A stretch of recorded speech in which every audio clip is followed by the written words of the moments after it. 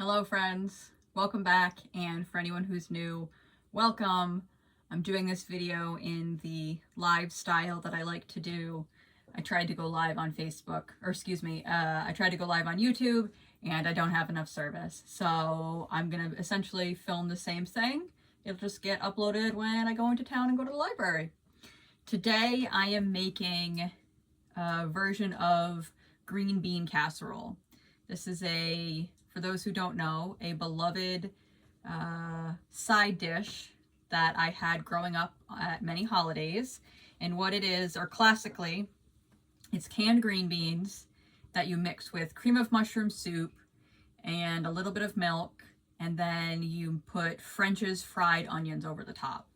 Now this was a dish that was made up to get us all to eat, you know, those processed ingredients. We don't eat many things out of cans these days, but I still love the nostalgia of that flavor and that taste. I got a bunch of green beans for free yesterday, and these are fresh green beans. So I'm going to show you how to process the green beans, and then I'm going to show you how I also am going to make this so it tastes like green bean casserole. This is not the cream of mushroom soup. I'm going to make my own gravy, an onion gravy. This is not canned green beans. These are fresh green beans. And yes, I hope you enjoy this version of that. Oh. I'm going to put on this pot here. I had some water boiling back there, which was what the smoke was. I'm going to put that on to start heating up for the onions. I already have the green beans working over here on the wood stove. They're just getting warm, cooking down a little bit. And then I will add those in when the time is done. I wanted to show you, for those who don't know, this is a fresh green bean. There is a tip that it grows from. The beans are inside. And then up here where it has a stem, this is where it comes off of the plant. So in order to process fresh green beans, you have to actually, now you can pick this off like that. The tip comes off. Again, that's how a lot of people do it. Like when you grow your own green beans, a lot of the times you'll put them all in a jug or a basket, and then you'll sit there and you'll snap all the stems off, because when you're picking them, it's a lot harder to, you obviously don't take the stem off when you're doing it. So I wanted to show you just quickly how to process a fresh green bean, because I feel that in this day and age, everything comes cut up or processed for us, and rarely do we do that unless you grow your own food. And so then with the green beans, all I'm gonna do is I'm gonna use a little paring knife, cut it up into small pieces. It's very similar to what you get in the can. Just takes a little more work. Honestly, tastes a lot more fresh. And then I'm just gonna add these in to the pot I already have going behind me here.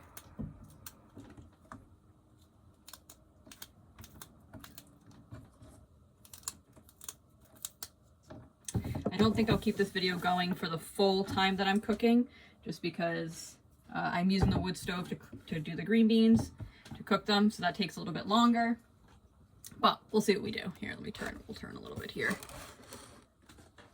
I know my head's not necessarily in it when I'm cutting it. I'm trying to get the angle here so you can see what I'm doing. I'd rather see the food being done than a head. All right. Turning a little bit here. I'm gonna dice up these onions. Now today, I'm using what I have at home. So I have a red onion and a yellow onion. This is how I cut them. I cut them in half. I leave the root on there to hold it in place. Peel the outside layer off, or the skin, and then I make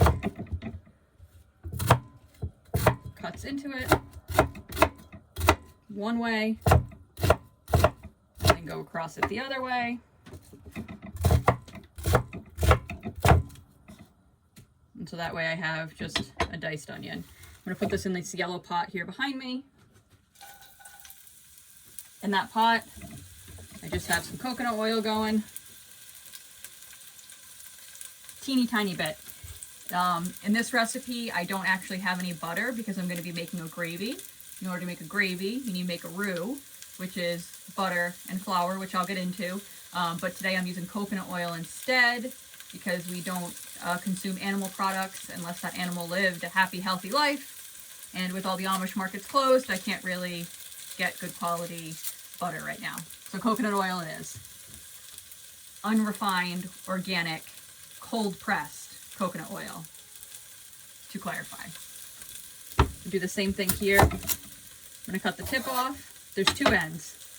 This is the root end. You can tell because you can see the little root pieces. And then this little top part here is where the stem came off of. So you cut that part off. And then I'm cutting through the root, hold it in place. Peeling that skin off.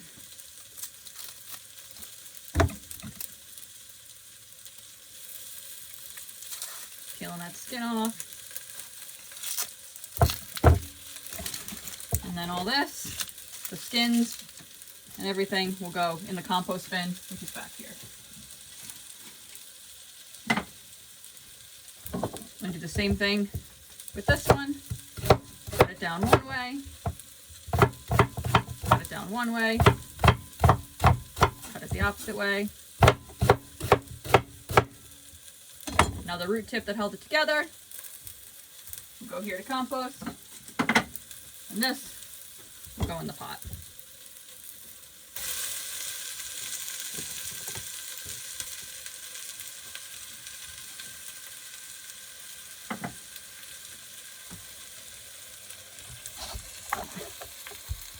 I'm gonna angle you back up. Ooh, that's a little too angled there. No more dicing, so I can angle you back up a little bit. Let me turn this off. There we go. So while those cook, I'm going to show you the spoon.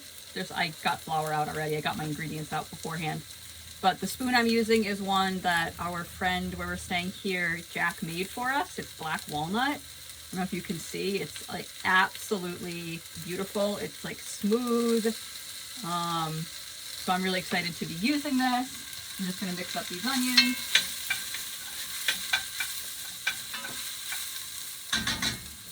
While the onions are cooking down, angle you down just a little bit. While the onions are cooking down, I'm just going to add some salt to them. Probably about a tablespoon.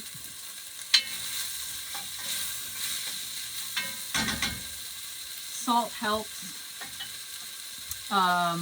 vegetables give off liquid, which is something we're looking for. We're looking to get the some liquid out of the onions, which will then help the natural sugars develop, and then we'll get like a natural caramelization. Once those have cooked down a little bit, we also got some free mushrooms, so I'm going to be adding those in there. These are just white mushrooms. They're already sliced up, so easy peasy. And these onions and mushrooms will be made into a gravy, and that's kind of like not only the onions on top when you make the green bean casserole, but also like the cream of mushroom. There's not really going to be any cream in it, but it will have like that, the umami of that nice gravy that you're looking for. The way that I make gravy have a stronger flavor, because right now it's just onions and mushrooms. I'm going to add salt, pepper, thyme, garlic, and I like to put seaweed in a lot of my things, so I'm going to put a little bit of Atlantic seaweed. And then something I use to create flavor are these bouillon cubes. They are organic. They have sea salt, shea butter, yeast, cane sugar, chicory extract, organic onion, organic celery, porcini mushrooms, organic garlic, and organic mace powder. So these are what kind of helps develop a stronger flavor. I could just use all these spices on my own, but I have these, and so I'm going to use it. They have them in chicken, they have them in vegetable. Today I had beef, so that's what I'm using. And then just filtered water. I'm going to add the mushrooms to this pot. These onions have cooked down a little bit.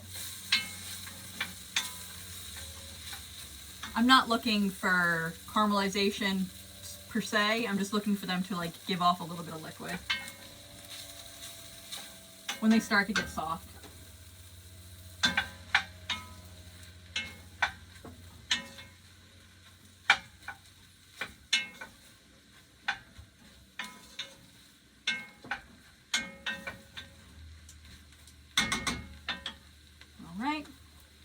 And then to that pot, I'm going to add my salt, my pepper, my thyme. Thyme is something I love using with mushrooms specifically. Right now I have dried thyme. You can also use fresh thyme. When you use dry, you just want to use a little less, whereas fresh, you use a little bit more. We're going to add a little more salt. You can never have too much salt in my opinion. Some pepper. This is the seaweed. It's dried Atlantic wakame. I think that's how you say it, seaweed, but there's lots of iodine and nutrients in seaweed, so I try to actually add it to a lot of the dishes that I make as an extra nutrient boost. So there's that. We got garlic powder. If you had fresh garlic, obviously, I would add fresh over powder, but I only have powder.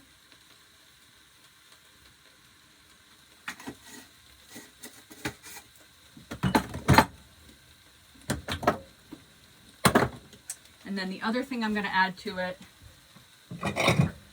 which adds a little, again, like an umami flavor, is this is nutritional yeast. It adds kind of like a cheesy little boost to it, kind of giving you that creamy sensation, and also has lots of extra B vitamins.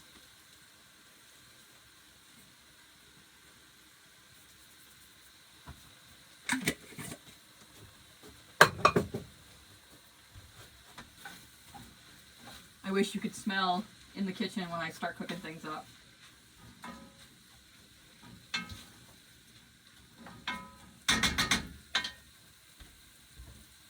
All right, I figured I was gonna have extra time, and so I wanted to show something else that I'm working on, because we also got a bunch of free Mandarin oranges yesterday. And Ellie went through this morning and peeled them all for me. And let me show you a fun, whenever you have extra citrus fruit, this is something I absolutely love to do. I have some organic, this is sugar, it says sugar, but in Swedish. And whatever I like to do when I have a lot of fruit is I like to make Cheong, C-H-E-O-N-G. It's a Korean word, and it's when you basically mix equal parts fruit and sugar. Let it sit at room temperature for up to 24 hours. The sugar will melt, and then you have basically a fruit syrup that you keep in the fridge, and you can mix it with seltzer water, regular water. You can put it on top of desserts. It's just a fun way to preserve something that, you know, we had 4 bags of Mandarin oranges. This is 2 bags here, and this is a great way to preserve it, especially when you're growing your own food. Things tend to be seasonal, and you get an abundance of things at one time, and you can only eat so many mandarins, you can only eat so many peaches or apples, apples I make apple cider vinegar. But this is a great way to do that. I have my muddler here, and we'll move this to over here. I'm trying to get a good angle here. And so what I'm going to do is I'm going to add a couple handfuls of my oranges.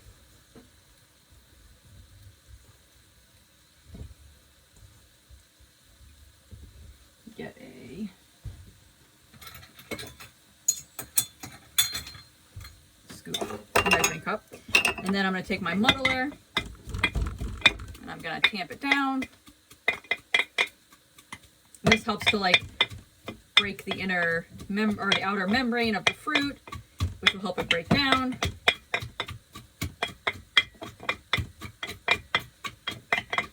So I'm going to do that. And then I'm going to take, this is a 1/3 of a cup of sugar, and I'm going to add about 2 of those.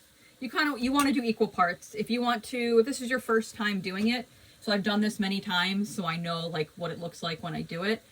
If it's your first time doing it, simply weigh out your fruit and then weigh out your sugar, and that makes it much easier. I've done this enough times, like I said, now that I don't necessarily feel the need to do weigh things out right now anymore. And then that's all you do. I'm going to add more mandarins.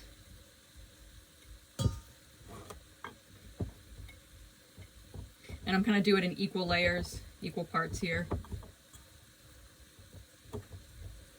More mandarins. We're going to tamp it down. This also helps to fit more in the jar, because these are like odd shaped, right? So they're not, it's not necessarily filling up all the space. And so by tamping it down, it'll fill up all the space.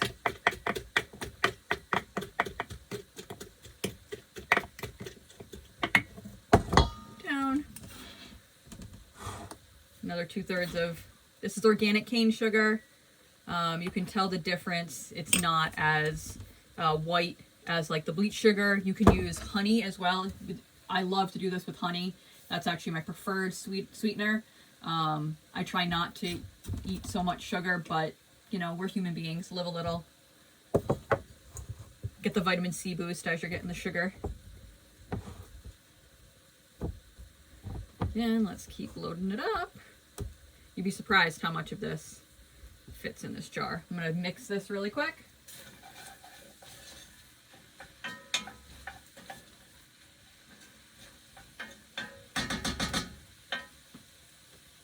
I'm so excited about that spoon. Jack has been making like wands for the kids, and this was the first spoon that he made, and it took him 4 tries, and it is absolutely beautiful. Anyone who knows me knows I love using wooden utensils. It's my preferred material. You know, my maiden name was wood, so I guess that does check out a little bit.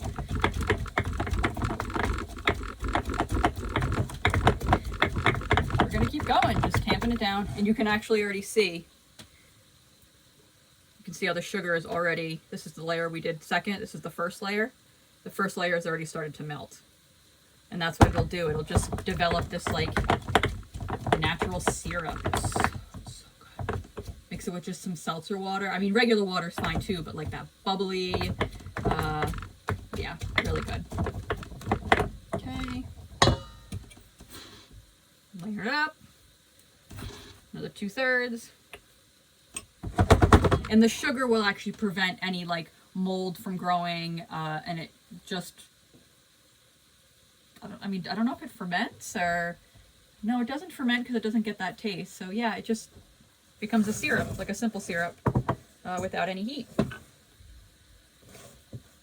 More mandarins. We'll probably do, I'm going to fill this to the top, tamp it down, another layer of sugar, and then we'll fill it up to the top again. But like when you go to the grocery store and things are on like clearance or on sale, this is the time to like get a bunch of fruit. And then, is it the best quality in that you're adding sugar to it? No, but are you now eating something that you wouldn't normally eat because it was going to go bad? In this case, all this food was free because it was all going to start going bad. And being able to eat fresh green beans, fresh mandarins, I'd rather have a little extra sugar and have those fresh ingredients than eat something that's been, well, like canned food. We don't do, heavy metal toxicity is a real thing. My grandfather had Alzheimer's, and I think a lot of that was heavy metal toxicity. And so I try to avoid cans at all costs. Tamp this down. In fact, we're gonna do a little harder here. I'm gonna put some more on top. I don't think I'm gonna be able to do 2 more layers. So this will be our last layer, but what I'm doing is I'm filling it up to right below the rim with oranges, because the very top is where I'll put we want to put a little bit extra sugar on top. That helps it to melt. And again, look up Cheong, C-H-E-O-N-G, on the internet. There's so many different kinds and variations.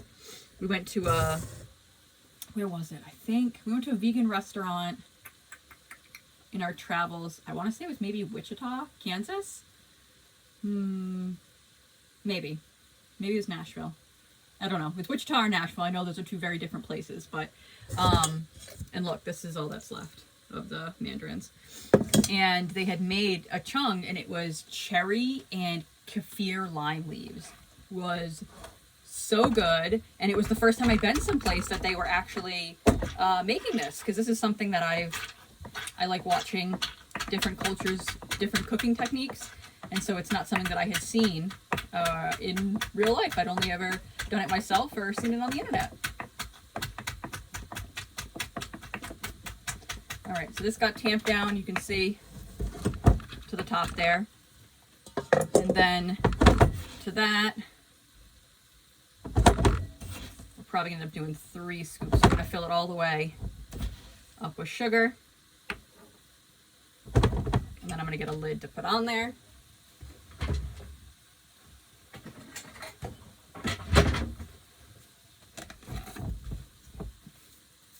Mix it up a little bit, but if you can see, most of the sugar we used is already starting to dissolve. This I will put here in the window. That's going to sit for anywhere from 6 to 12 hours at room temperature. You can go up to 24 hours, and then you really just want to wait till all the sugar melts, and then once all the sugar is melted, you just stick it in the fridge, and it lasts. I honestly don't know how long it lasts for. It doesn't usually last more than a few weeks for us to consume it in our household, but as long as it's in the fridge and there's no mold growing, it's good. It's delicious. I'll put this over here. Dirty laundry, or dirty dishes. I'm gonna check on this.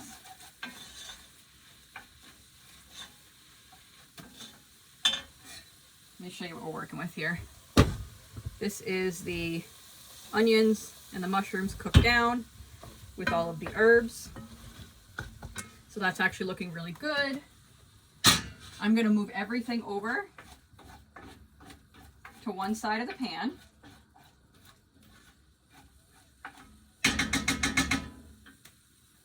And now let's put the sugar away. We're going to make a roux. A roux is the act of taking a fat, in this case coconut oil or butter, mixing it with flour, which is a thickener, and you mix these 2 things together, and then you add stock, water, milk, whatever liquid you want to it, and the butter or the fat and the flour end up creating the thing that will make your gravy thick. So we're gonna add the coconut oil, put that light back on.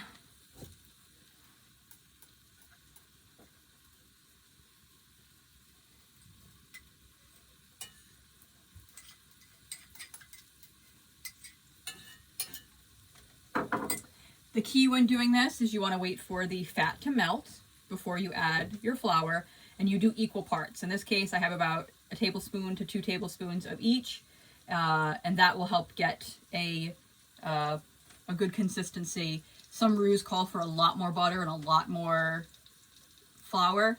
A couple tablespoons is all you need in my experience. I have my handy dandy little whisk. This is one that was actually my grandmother's. I cook with it every time I get the opportunity. Growing up, she made green bean casserole. She also made a lot of gravy, and so I like to remember her when I'm in the kitchen. I think a lot of times food holds a lot of memory for us, and certainly when I'm in here cooking certain foods, it definitely brings me back with some beautiful memories. All right, so that's melted. We're gonna add the flour.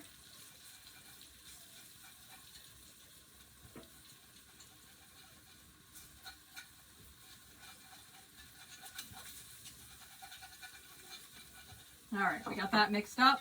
And then I'm just gonna add water to that because again, I'm gonna add those bouillon cubes once it's mixed, but you're gonna add a little by little. So I'm gonna add a little flour, and I'm gonna mix out all the lumps. It's a lot easier to mix out the lumps when you have small amounts of water. When you start adding a lot of water in, it sometimes becomes a little more difficult to get the lumps out. So that was, it's about 3/4 of a cup. And now it's like creamy and mixed down, and I will add the rest in. No more flour lumps. I'm going to use the whisk to get all along the bottom of the pan. As it was caramelizing, that's just all flavor. please, when you're cooking, use the stuff on the bottom of the pan. It's just, you take all this time to caramelize the onions and the mushrooms, and that's where all the flavor is.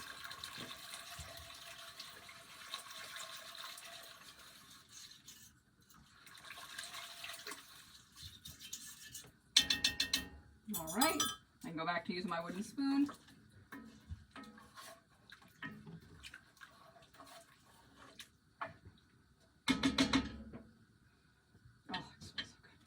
So this is going to thicken up and then make a gravy.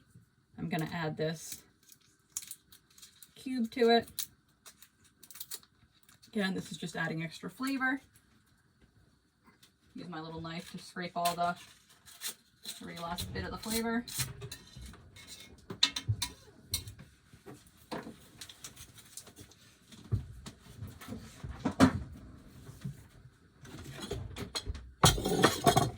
My green beans have been pre-cooking over here on the wood stove.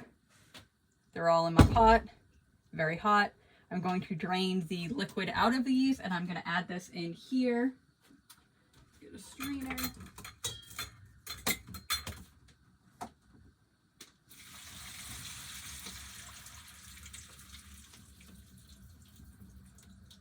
Add that in there.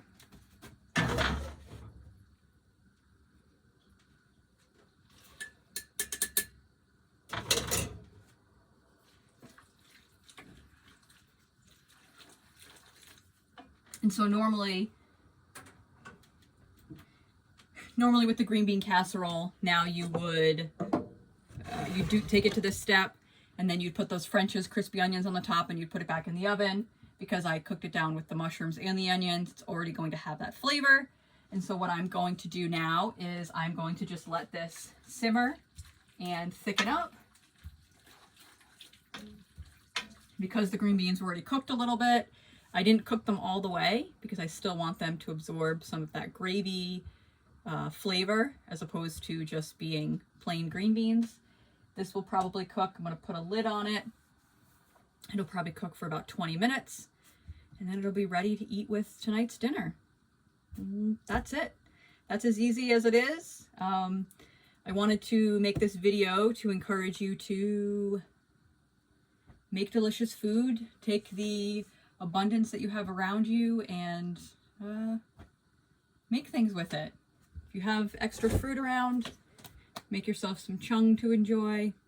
If you have extra vegetables around, see what you can do to make it, in this case, food and the memory of food, bringing joy is something that I like to bring into our meals. And we will add this tonight. And yeah, if you have any questions, drop them down below. Thank you for hanging out with me. I tried to make this quick. 28 minutes later. It's as quick as I'm going to get, I think. But yeah, thank you for hanging out, learning with me, and I will see you in the next video.